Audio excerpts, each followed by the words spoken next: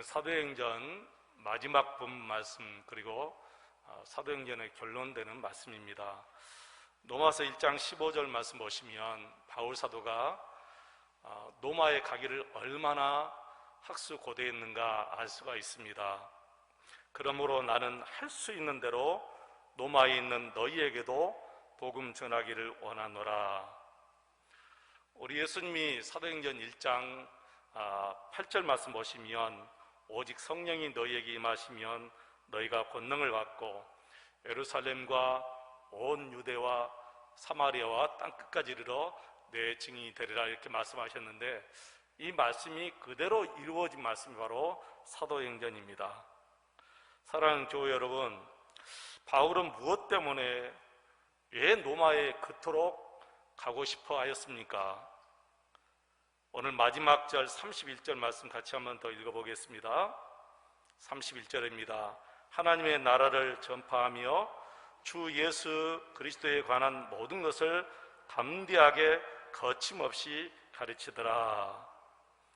하나님의 나라와 예수 그리스도에 관한 모든 것을, 즉 자신이 만난 예수 그리스도를 세계 만방에 전하고 싶었다는 것이지요. 세상 사람들은 이 세상이 전부인 것처럼 여기며 삽니다. 눈에 보이는 것이 전부이기 때문에 그들이 먹고 마시고 소유하고 누리고 이것이 그들의 전부예요. 그러나 우리는 분명히 하나님의 나라가 있다는 것을 너무나 잘 알고 있습니다. 이 세상 나라가 전부가 아니라 진짜는 하나님의 나라가 있다는 것이지요. 이 세상의 나라는 길어도 100년을 못 삽니다. 그러나 하나님의 나라에서는 우리가 영원히 살 수 있잖아요. 이 세상이 전부가 아니고 하나님의 나라가 있음을 발견하면 그때는 하나님의 나라를 위해서 우리가 헌신하고 희생하는 것이 전혀 아깝지 않고 아쉬울 것도 없습니다. 사도 바울이 그렇게 전하고 싶었던 복음이 바로 이 하나님의 나라 복음이었고, 바로 우리 주 예수 그리스도였잖아요. 우리가 왜 예수님을 믿어야 합니까? 예수 믿으면 우리가 하나님의 자녀가 되는 것이고, 하나님의 나라가 내가 기업으로 받게 되는 거예요. 하나님의 나라를 내가 기업으로 받게 되는 것입니다. 예수님께서 이 땅에 오셔서 한 것은 하나님의 나라를 증거하는 것이었어요. 마가복음 1장 15절에 보시면 때가 찼고 하나님의 나라가 가까이 왔으니 회개하고 복음을 믿으라, 그렇게 말씀하셨습니다. 그리고 또 예수님은 하나님의 나라가 이 땅에서 이루어지게 해달라고 기도했어요. 여러분, 요한계시록의 핵심 구절, 그리고 성경의 마지막 결론이 요한계시록 바로 11장 15절입니다. 요한계시록 11장 15절 보시면 일곱째 천사가 나팔을 울매 하늘에 큰 음성들이 나서 이르되 세상 나라가 우리 주와 그리스도의 나라가 되어 그가 세세토록 왕노릇 하시리로다 하니, 여러분, 우리가 눈으로 보고 전부인 줄 알고 있던 이 세상의 나라가 한순간에 이 두루마리가 말려서 없어버린 것 같이, 그리고 그 다음에 하나님의 나라가 이 땅에 임하는 거예요. 하나님의 나라를 발견하고 하나님 나라에서 살면 말할 수 없는 큰 기쁨과 행복이 있습니다. 아마 여러분 중에도 그런 분이 분명히 많이 계실 것입니다. 마태복음 13장 44절에 보시면 우리 예수님께서 하나님의 나라를 발견한 사람들의 그 기쁨을, 밭을 갈다가 보화를 발견하고 집에 돌아가서 자신의 모든 것을 다 팔아서 그 밭을 산 사람들의 기쁨으로 비유한 적이 있습니다. 하나님의 나라를 발견한 성도들은 반드시 이렇다는 것입니다. 하나님의 나라를 발견한 사도 바울은 이 세상이 더 이상 이제 심심해져 버렸어요. 이 세상이 더 이상 중요하지 않게 되었어요. 그래서 주님을 위해서 이 세상의 모든 것을 내가 배설물처럼 다 버리겠다, 그렇게 고백했어요. 여러분, 이 세상에서 무엇을 가장 중요하게 여기며 사십니까? 여러분, 돈입니까? 아니면 자식입니까? 아니면 또 무엇이 있습니까? 그러나 하나님의 나라를 발견하고 나면 하나님 나라가 가장 나에게 중요한 나라가 되는 것이고 가장 사랑스러운 나라가 되는 것입니다. 하나님의 나라를 발견하고 나면 나의 판단과 나의 생각과 그리고 나의 소원과 그리고 내 삶의 의미가 완전히 달라져 버려요. 스코틀랜드 선교사였던 데이비드 리빙스턴, 여러분 많이 들어보셨죠? 리빙스턴 선교사님이 말년에 잠비아 밀림 속에 들어가서 연락이 끊기고 말았습니다. 1871년 헨리 스탠리라는 탐험가가 이 리빙스턴 선교사님을 찾기 위해서 아프리카로 들어갔습니다. 겨우 1년 만에 1872년에 밀림 속에서 병들어 앓고 있는 이 리빙스턴 선교사님을 만났습니다. 식료품도 다 떨어지고 의약품이 다 떨어진 채 심한 열병을 앓고 있었습니다. 스탠리가 이 리빙스턴 선교사님에게 이렇게 간절히 고민했어요. 선교사님, 아프리카 복음 사역을 위해서 지금까지 30년 동안 헌신하셨으니 이제 그만하시고 저와 함께 본국으로 돌아가시는 것이 어떻겠습니까? 그 말을 들은 리빙스턴은 이렇게 유명한 말씀을 했습니다. 아닙니다. 제게 있어서 아프리카 선교 사역은 헌신이 아니고 오히려 하나님께서 나에게 주신 놀라운 특권입니다. 저는 하나님께서 내게 맡기신 이 영광스러운 일을 생각할 때마다 가슴이 벅차서 견딜 수가 없습니다.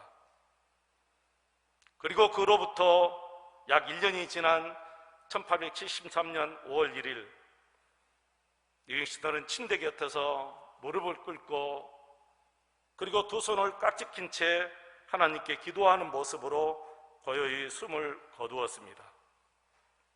하나님의 나라가 보이면, 예수님을 만나고 나면 이렇게 사고와 그리고 소원과 모든 삶의 의미가 완전히 다 바뀌어 버립니다.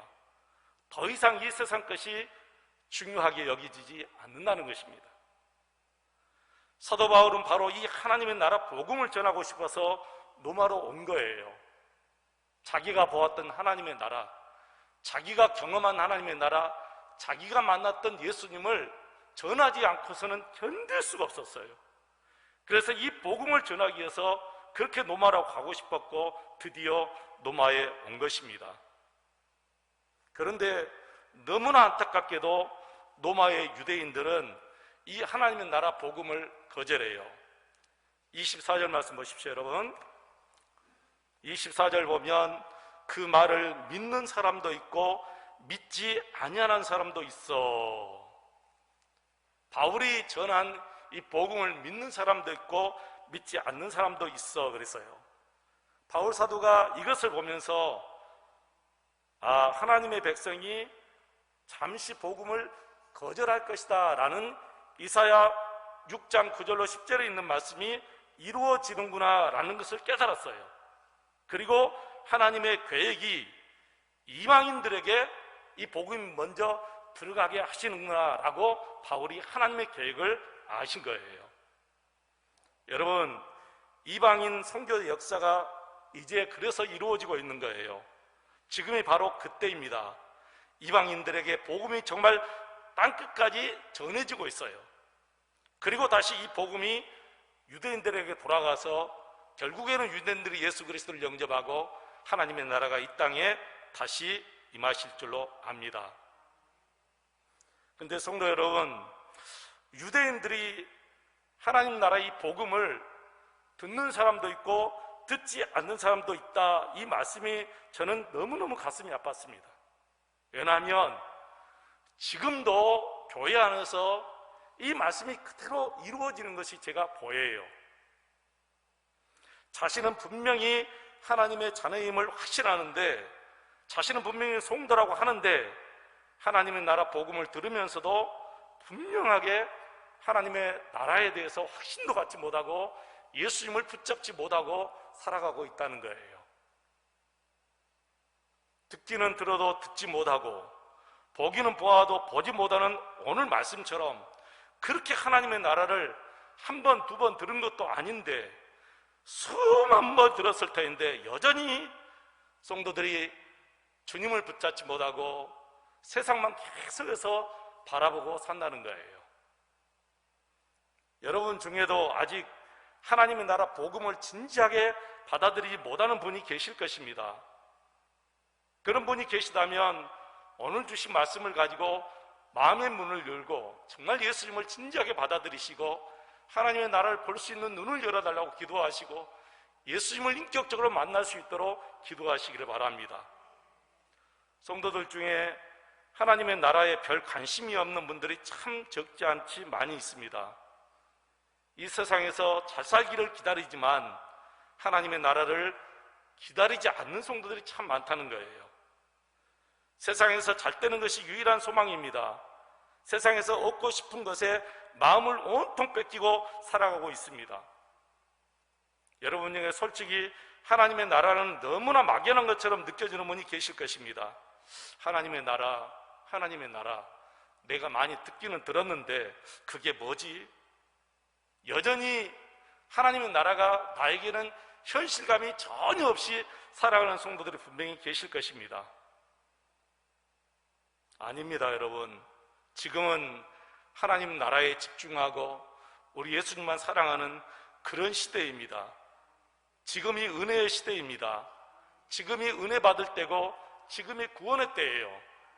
이 때가 언제 순식간에 지나갈 수도 있어요.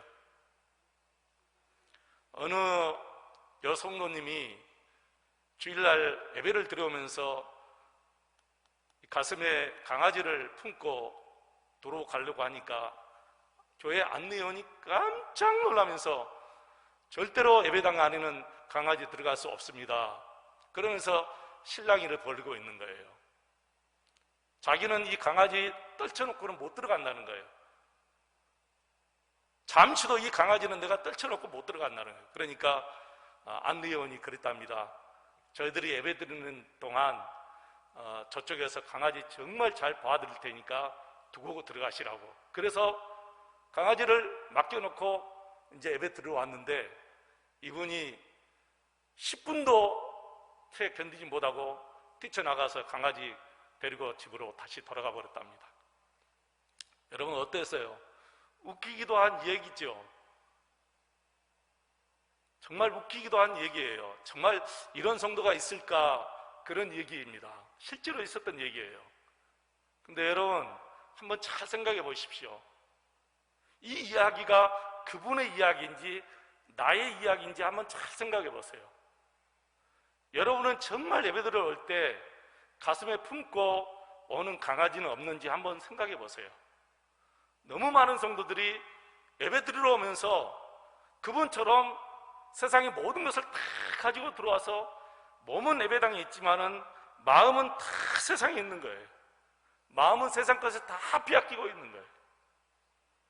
그분의 이야기 아니라 바로 나의 이야기 아닙니까, 여러분?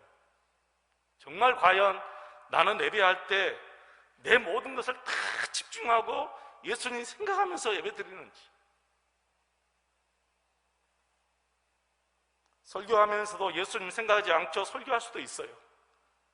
말씀 들으면서도 예수님 전혀 생각하지 않고 말씀 드릴 수도 있어요. 찬양하면서도 예수님 전혀 생각하지 않고 찬양할 수도 있어요, 여러분. 아직까지 하나님의 나라, 우리 예수님은 나에게 있어서 전혀 현실감이 없고 실체가 아니다는 거예요. 왜 그럴까요? 하나님의 나라를 죽고 난 다음에 가는 천국으로만 생각하니까 그렇습니다. 아닙니다.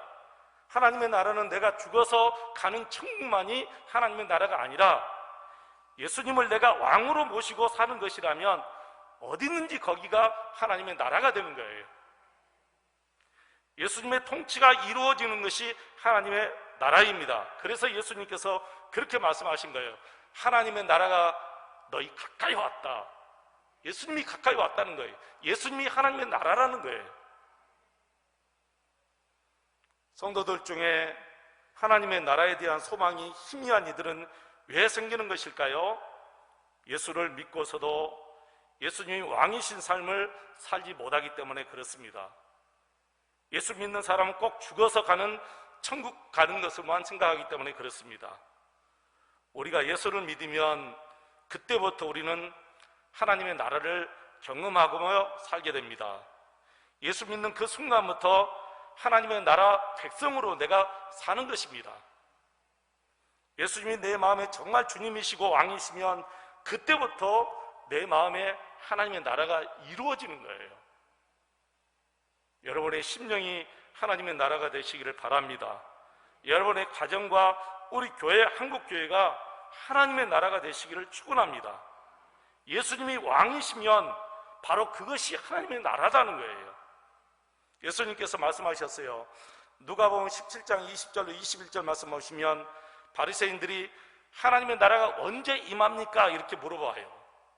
얼마든지 물어볼 수 있죠. 하나님의 나라가 언제 이 땅에 이루어집니까? 하나님의 나라가 언제 이 땅에 옵니까? 그때 예수님께서 하나님의 나라는 볼 수 있게 임하는 것이 아니요 또 여기 있다 저기 있다 말하지 못하리니 하나님의 나라는 너희 안에 지금 있느니라. 하나님의 나라는 지금 너희 안에 있고 우리 가운데 있다는 거예요. 실제로 여러분 마음속에 하나님의 나라가 있습니까? 우리 가운데 하나님의 나라가 있습니까? 여러분 가정에 하나님의 나라가 있습니까? 여러분 무엇이 하나님의 나라입니까? 예수님의 말씀에 순종하고 예수님의 그 명령에 내가 복종하면 바로 거기가 하나님의 나라라는 것입니다. 사랑하는 교회 여러분, 오늘 말씀에 이사야의 예언이 정말 우리에게는, 여러분에게는 전혀 해당되지 않기를 간절히 바랍니다. 하나님의 나라에 대해서 말씀을 듣고도 그게 무슨 말인지 모르겠고 실감도 안 나고 내 삶의 현실도 아니고 로마의 유대인들이 사도 바울의 복음을 듣고도 그랬다는 거예요. 지금도 얼마나 많은 성도들이 그렇게 하나님의 나라 복음을 들으면서도 전혀 관심 없이 살아가는지 모릅니다. 캐나다의 유명한 오제이 스미스 목사님이 계십니다. 그분이 설교 중에 하나님의 나라에 대한 대단히 두렵고도 엄숙한 5가지 사실이 있다고 설명했습니다. 첫째, 마지막 심판 때 모든 사람들이 다 하나님의 나라에 들어가지 못한다는 것입니다. 마지막 심판 때 모든 사람들이 다 하나님의 나라에 들어가는 것이 아니다. 둘째, 대부분의 사람들이 멸망할 것이다. 셋째, 구원받으리라고 여겨졌던 사람들 중에도 멸망당할 사람이 많다는 것입니다. 넷째, 죽은 뒤에는 구원받을 기회가 전혀 없다는 것입니다. 다섯째, 지금이 어떤 얘기는 마지막 기회라는 사실입니다. 모두 다 성경 안에 있는 말씀이에요.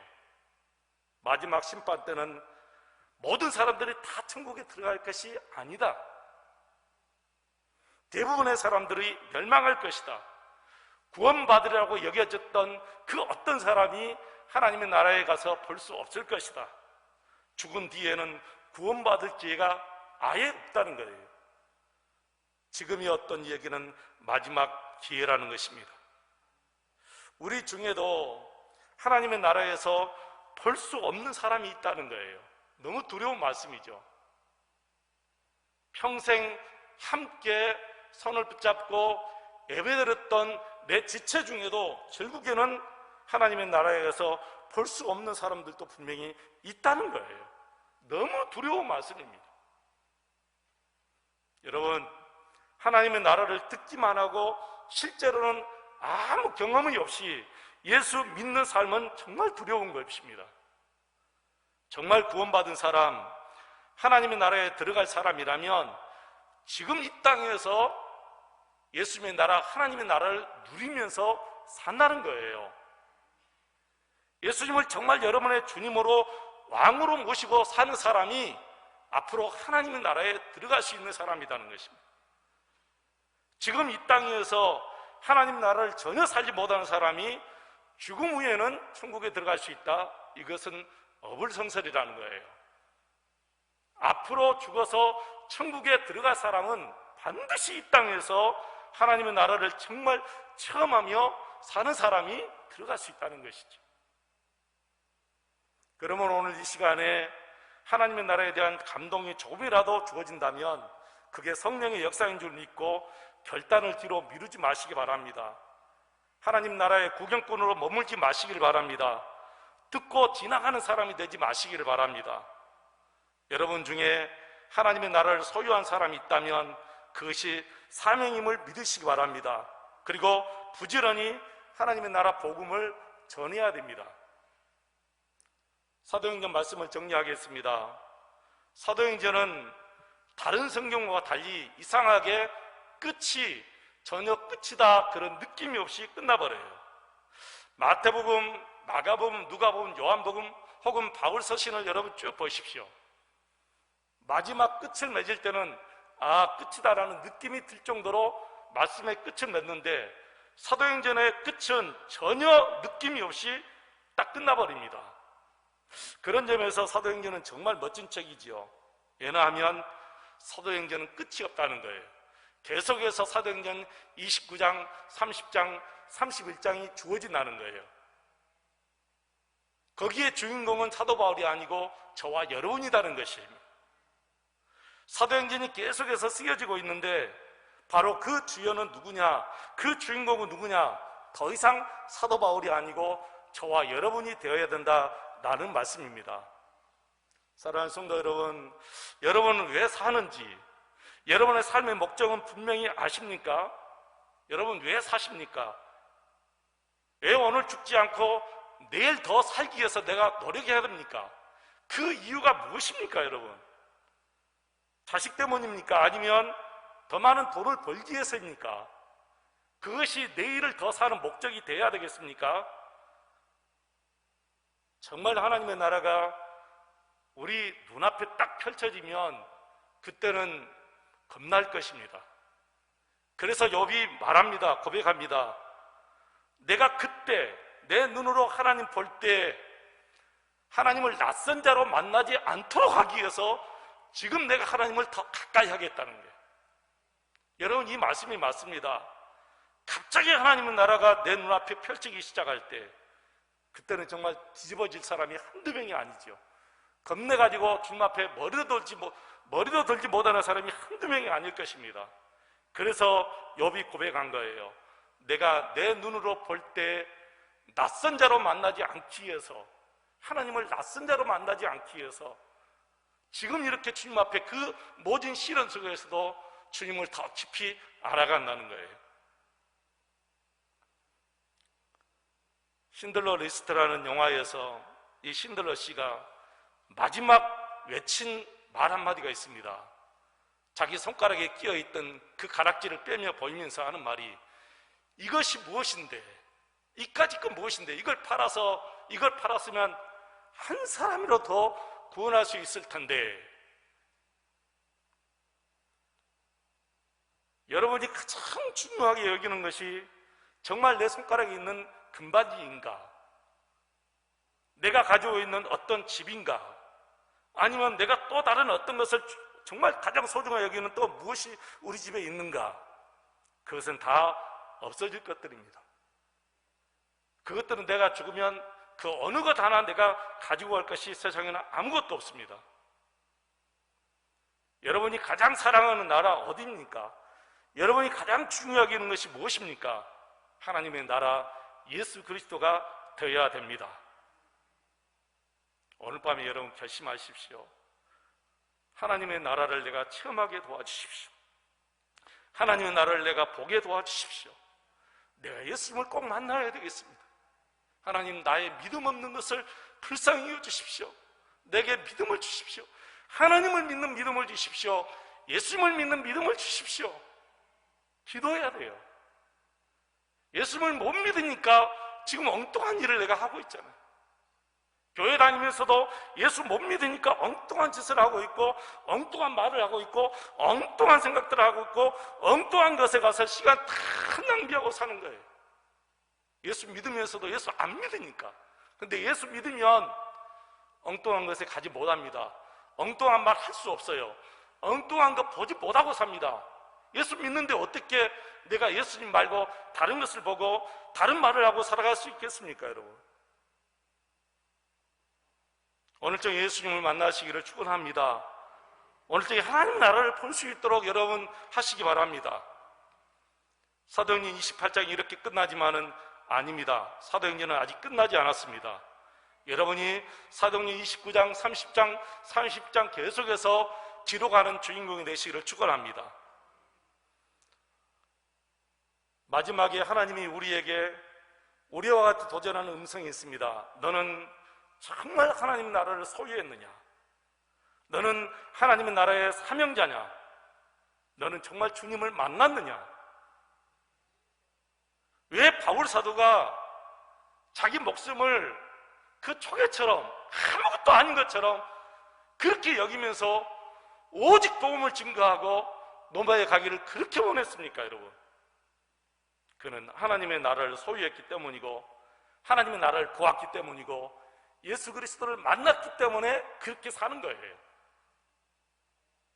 내 안에 있기 때문에 그걸 줄 수 있는 거지, 내 안에 없는 것을 여러분 어떻게 주겠습니까, 여러분? 내 안에 없는 것은 절대로 한 가지도 줄 수 없어요. 내 안에 있기 때문에 주는 거예요. 여러분 안에 정말 하나님의 나라가 있고 예수님이 계시면 바울처럼 그렇게 모든 사람들에게 어디에서든지 누구든지 만나는 사람마다 이렇게 하나님의 나라를 전파하고 예수님을 증거할 수 있는 거예요. 다시 한번 생각해 보십시오. 정말 내 안에 하나님의 나라가 있고 예수 그리스도가 계신가? 내가 입술로만 그렇게 고백하며 살지 않았는가? 내가 지식으로 동의하고만 그렇게 살지 않았는가? 내 믿음이 지식적인 믿음이 아닌가? 이제는 더 이상 입술로 고백하는 믿음과 지식으로 동의하는 믿음이 아니라 우리 삶 속에서, 교회에서, 가정에서, 내 일터에서, 직장에서, 어디에서든 그 삶 속에서 하나님의 나라를 증거하고 예수 그리스도를 증거하는 저와 여러분 되시기를 축원합니다. 그런데 내 안에 그게 있어야만이 나와요. 없으면 나올 수가 없어요. 그래서 예수님을 만났는가 물어보는 거예요. 그래서 하나님의 나라를 보았는가 물어보는 거예요. 아직 나오지 않는다면 내 속에 없는 것입니다. 내 속에 있는 것이 나오게 돼 있어요. 없으면 절대로 못 나옵니다. 어디에서든지 하나님의 나라 증거할 수 있습니까? 어디에서든지 예수님 증거할 수 있습니까, 여러분? 없다면 내 안에 없는 것입니다. 없다면 다시 주님을 모셔야 됩니다. 주님, 이제는 더 이상 내가 입술로만 고백하는 믿음이 아니고 내가 지식으로만 믿는 믿음이 아니라 실제 삶 속에서 예수님이 나의 실제가 되게 하시고 하나님의 나라가 실체가 되게 도와주십시오. 기도하면서 주님 다시 모시고 정말 주님과 친밀히 동행하는 저와 여러분이시기를 축원합니다.